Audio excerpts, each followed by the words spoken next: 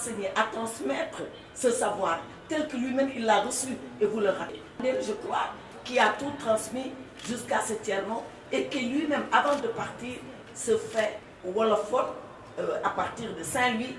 Les Aïssata, on les appelle Aïssatou. Et quand je suis arrivée à Dakar pour commencer ma 6e au lycée Kennedy, les gens écrivaient Aïssatou naturellement parce que c'est ça qu'ils savent et qu'ils entendent prononcer. Et mon père me dit non, tu es Aïssata.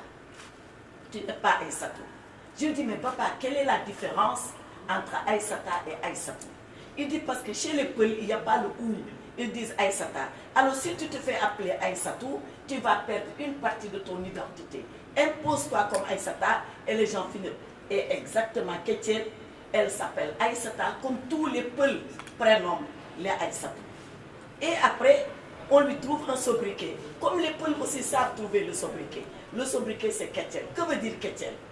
Kétiel, c'est la dernière née. C'est presque le bébé. Mais tu l'expliques bien. C'est l'enfant chéri de son père, parce que son père l'appelle Nénam. Nénam, ça veut dire à moi toute seule. C'est pas Soumi Yaye, c'est pas Sama Yaye même. C'est même plus possessif que ça. C'est Sama Yaye Marek, beaucoup à Ken. C'est ça Nénam. Et voilà comment tu trouves Fouta. Je lis ce livre et je dis mais c'est vrai. Ces personnages sont vrais parce que je les ai connus dans mon passé, parce que je les ai rencontrés. Jusqu'à Issa Abou, Bourou Demba. Au Fouta, les noms de famille sont rarement utilisés. Le nom de famille, c'est très souvent le prénom du père. C'est le prénom. Ils sont deux côte à côte là, presque des jumeaux. Je ne sais pas si c'est le hasard du protocole, mais c'est parce qu'ils ont voulu être ensemble. Voilà. Bon, il y a Mamadou Ibra et Mamoudou Ibra. Je reviens à ce que je disais. Les deux, Mamadou et Mamoudou, finissent par le prénom du père. C'est exactement ce qu'il a dit de Issa Abou. C'est également une réalité vraie dans le Fouta. Et puis il y a cette belle Drianké qui arrive avec les clés de sa Mercedes, avec son argent, très pompeuse, qui ne se presse pas, qui a l'argent qu'il faut et qui fait tomber Tierno le rigoriste, sous son charme. C'est également quelque chose que nous connaissons très bien et que nous avons vécu. Voilà pourquoi je dis les personnages sont vrais. Mais les problèmes aussi sont vrais. Les problèmes qui sont racontés dans ce livre, ils sont même parfois plus vrais que la vérité elle-même. Que raconte ce livre? L'histoire de Kétiel, d'Aïssata. Aïssata qui vit dans un milieu conservateur, mais qui subit la violence d'un viol. Même si toutes les jeunes filles ou toutes les jeunes femmes n'ont pas subi un viol, on en connaît nous tous les jours qui se racontent, qui ont vécu ces épreuves-là dans leur vie. L'école d'où elle est sortie de façon très précoce, ça aussi c'est une vérité que toutes les filles rencontrent. D'ailleurs, pas seulement à l'école, même pour les études coraniques, quand vous allez jusqu'à, la sourate Kafirun, mais ça va, elle a de quoi faire les prières, ça suffit. Ah, les hommes, non, il faut que nous battions le Coran. On va qui n'a surtout pas accepté d'abord l'infanticide, ensuite la grossesse hors mariage, et qui l'a fait partir de la maison familiale. Mais elle ne part pas seule, elle part avec sa mère. Ça aussi c'est une réalité. Quand l'enfant réussit par les grâces de la maman. Mais quand l'enfant échoue, l'enfant a échoué parce que sa mère doit être elle-même l'auteur de l'échec. Et Tierno sort Aïssata et sa mère du domicile. Et voilà qu'elles partent à l'aventure. Et l'aventure les amène dans un premier temps à Saint-Louis, où je trouve d'ailleurs, dans l'imagination de Madiambal, qu'il pense que les femmes, elles sont courageuses, elles sont fortes, elles sont ce qu'on appelle maintenant dans notre vocabulaire post-Covid, elles sont résilientes. Et Kétiel et sa mère essayent de recréer un univers. Elles essayent de s'en sortir, elles essayent d'oublier cette tragédie familiale. Et elles font leur petit business qui, à mon avis, aurait pu marcher, mais elle est tentée maintenant par l'autre fléau qui est l'immigration irrégulière. Et Kétiel veut s'exiler. Mais je me rends compte qu'elle a sa personnalité. Elle ne veut pas prendre les pirogues. On lui propose les pirogues, elle dit non. Avec cet océan qui est devenu un cimetière sous nos yeux, je ne prendrai jamais de risque de passer par la pirogue. Elle prend le chemin du Nicaragua. Elle prend le chemin du Nicaragua et vous l'expliquez, mais c'est la première fois que je comprends maintenant pourquoi tout le monde veut aller au Nicaragua. Et pourtant, j'ai rencontré le ministre des Affaires étrangères du Nicaragua à l'époque aux Nations Unies. Mais tu expliques que, parce qu'entre nous et Nicaragua, il n'y a pas de visa, que le passeport sénégalais, il est accepté directement au Nicaragua. Mais c'est le paradis pour tous ceux-là qui veulent partir et que les visas emprisonnent chez eux.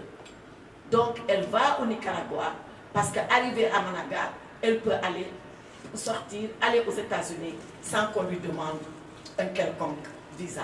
Voilà donc camper le décor qui est un décor vrai, identifier les personnages qui sont les personnages vrais et également les mots M-A-U-X par des mots M-O-T-S qui se racontent et qui sont vrais.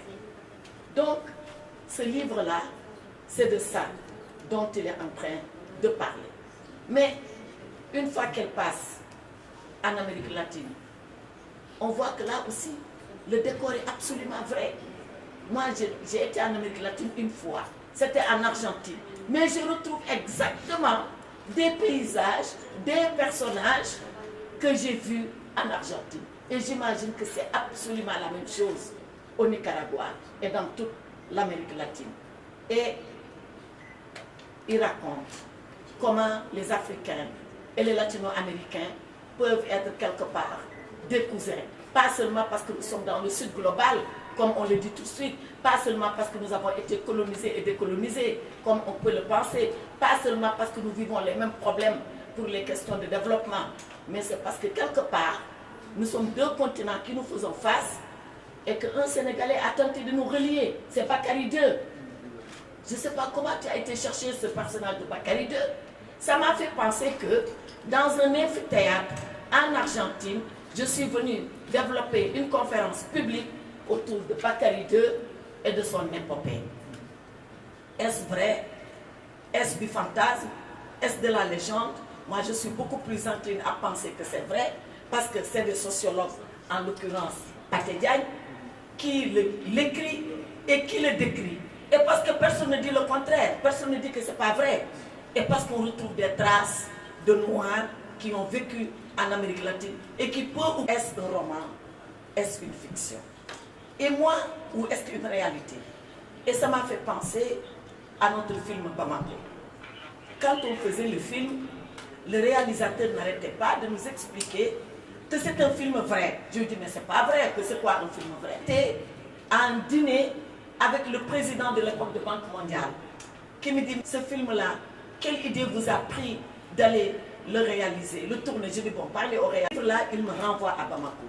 C'est une fiction, mais qui est une réalité saisissante, une réalité que nous vivons tous les jours. Alors, de quoi parle ce livre et à qui?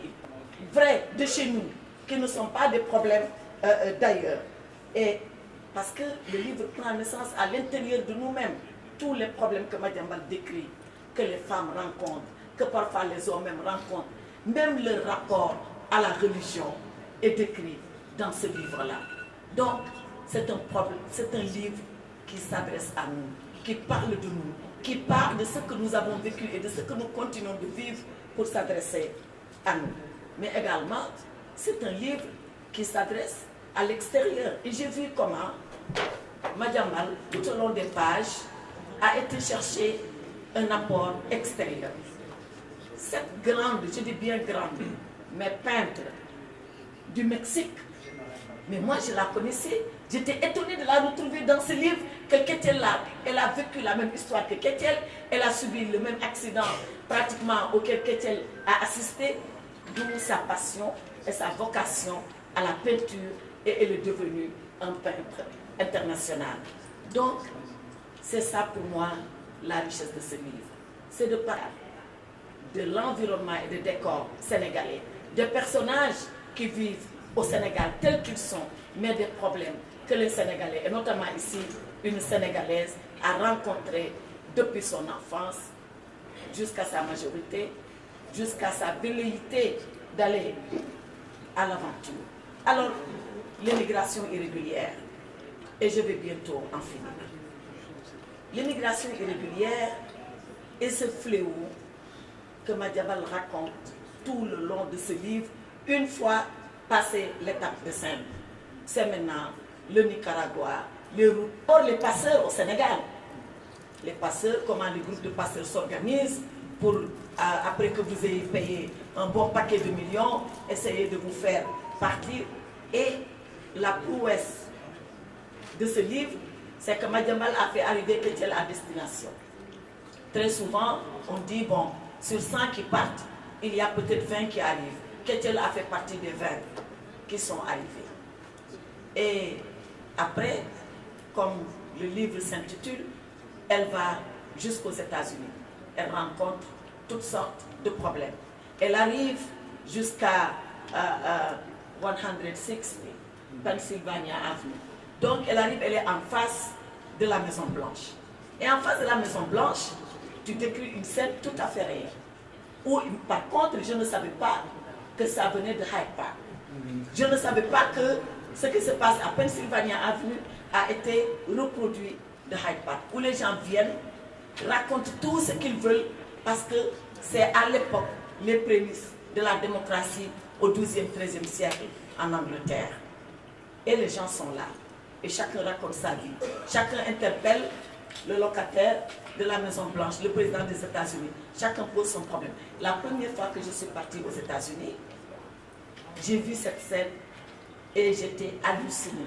Comment ça se fait? Et j'ai trouvé un qui avait une petite baraque en carton. Il dit qu'il est là-bas depuis plus de 15 ans. Il ne bouge pas. Personne ne peut le faire déguerpir parce que qu'est-ce qu'il veut? Il veut que le président des États-Unis dise, mais bon sang, ils sont combien à être là depuis 15 ans? Il a dit, madame, ce n'est pas l'identité de la personne qui m'intéresse. Je ne veux pas qu'il y ait de président de la République aux États-Unis parce qu'il est trop puissant. Et il est là. Personne ne le fait déguerpir, personne ne lui dit de bouger. Il porte sa revendication perpétuelle. Je suis sûre qu'il y a encore, s'il a la chance de vivre. Et Madiambal raconte cela. Et qu'elle vient à la rencontre de ces gens-là. Peut-être pour s'exercer à une autre vie, je ne sais pas. Mais en tout cas, comprendre qu'on est dans le pays de liberté où le dollar est Dieu.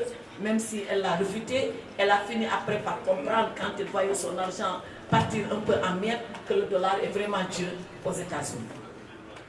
Et qu'elle veut après aller au Canada à la suite d'un incident malheureux. Et là, je m'arrête. Elle veut aller au Canada avec un Sénégalais qui lui dit, mais attention, au Canada, l'immigration va s'arrêter. Parce qu'il n'y a rien après. Il n'y a rien après le Canada. Oui, il y a le pôle Nord, si on veut. Donc, on comprend que l'immigration a une fin physique. Il y a des endroits où il ne vient pas à l'esprit des migrants d'aller. Mais l'immigration il faut que par des politiques hardies, on puisse savoir et mettre en œuvre des solutions à l'immigration. C'est très difficile. Je peux le dire là maintenant, parce qu'on est dans un roman, on est dans une fiction, c'est très gentil, je suis devant des gens polis qui m'écoutent, mais ministre des Affaires étrangères, je ne dirais pas que c'est facile. Je ne dirais pas que c'est facile parce qu'on a essayé toutes sortes de choses. Parce que le fait de partir et de voyager, mais ça fait partie de la... C'est naturel, c'est consubstantiel à l'homme. L'homme veut toujours partir, il veut toujours s'évader, il veut quitter là où il est. Il est curieux de savoir ce qui se passe après lui. Quand François Mitterrand a été condamné par son cancer, il est parti en Égypte. Il est parti en Égypte et il est parti à Abu Simbel. Et à Abu Simbel, il a regardé l'œuvre des pharaons, des plus grands pharaons. Et il a regardé le soleil se coucher sur Abu Simbel. Et on lui a dit, Monsieur le Président, pourquoi avez-vous fait ce voyage? Il dit, c'est pour percer le mystère de la mort, avec ces gens qui n'ont jamais pensé mourir et qui ont toujours voulu tutoyer l'éternité. Mais après, il revient en France. Il revient en France et il se rend compte que ses jours sont comptés, il va mourir. Et le dernier jour, pendant qu'il avait encore quelques forces, et qu'on lui a dit, Monsieur le Président, il dit, enfin, je vais savoir. Enfin, je vais savoir. Parce que l'homme a soif de savoir qu'est-ce qui se passe après la mort. Et bien, c'est le même instinct qui nous pousse à partir, qui nous pousse à repousser l'horizon, qui nous pousse à vouloir chercher à savoir qu'est-ce qui se passe derrière cette ligne que nous apercevons. Donc dire avec tout ça que j'ai décrit de l'humain, qu'on va arrêter l'immigration clandestine, c'est vraiment, excusez-moi du terme, prendre ses rêves pour des réalités. Mais nous pouvons mettre quelques garde-fous. Les garde-fous, on les a mis. Ils sont la plupart du temps répressifs. Ça ne marche pas trop. On démantèle les grandes pirogues qui amènent les gens. On interdit que le carburant soit vendu dans des jerrycans pour penser que les passeurs ne viendraient pas prendre du carburant. On met toute la gendarmerie sur nos ports, mais quand même les gens arrivent à partir. Donc, la solution répressive ne peut pas être la seule et unique solution. Il y a la solution de la dissuasion, parce que personne ne comprend au Sénégal. Quand les gens partent parce qu'ils sont persécutés, on le comprend.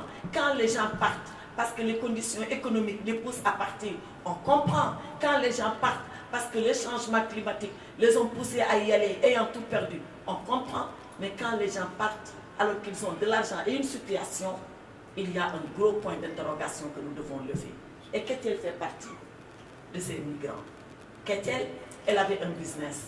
Mais pourquoi bon sang part-elle? Pourquoi on voit quelqu'un qui liquide toute sa quincaillerie, qui a de l'argent et qui dit je m'en vais?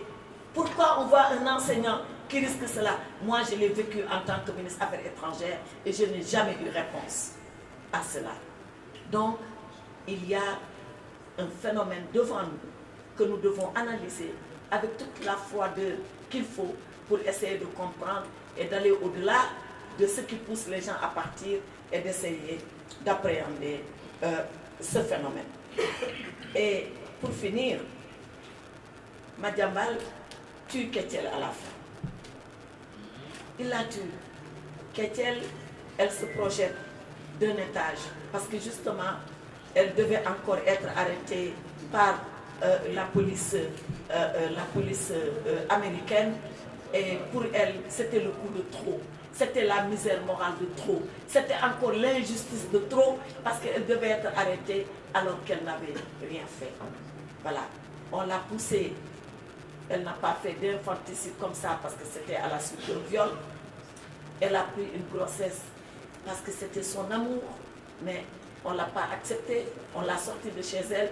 Et là, voilà qu'après avoir surmonté toutes ces difficultés et toutes ces épreuves, elle se retrouve encore nez à nez avec la police pour quelque chose qu'elle n'a jamais commise. Et là, elle n'en pouvait plus. Elle se jette de l'étage et ainsi prend fin la tragique vie de Ketel.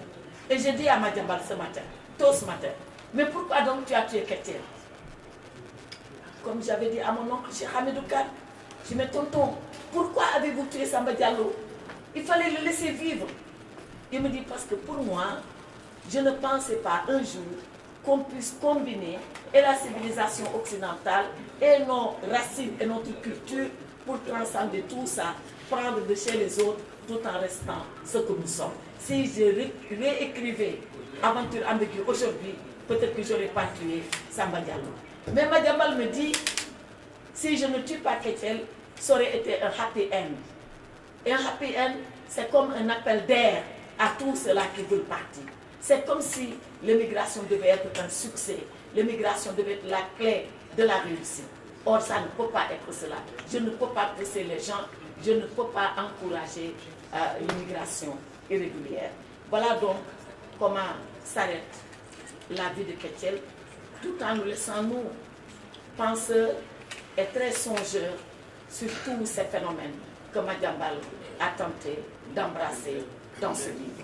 En tout cas, ce livre, je vous demande de le lire. D'abord, il est remarquablement bien écrit.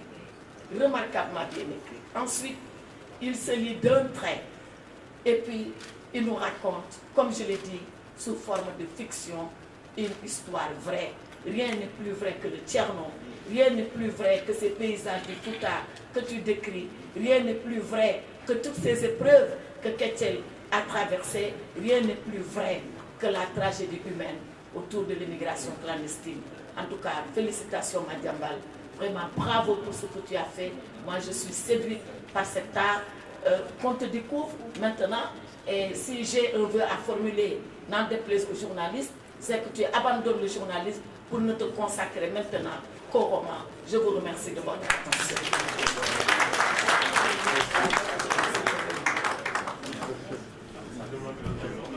Oui, beaucoup.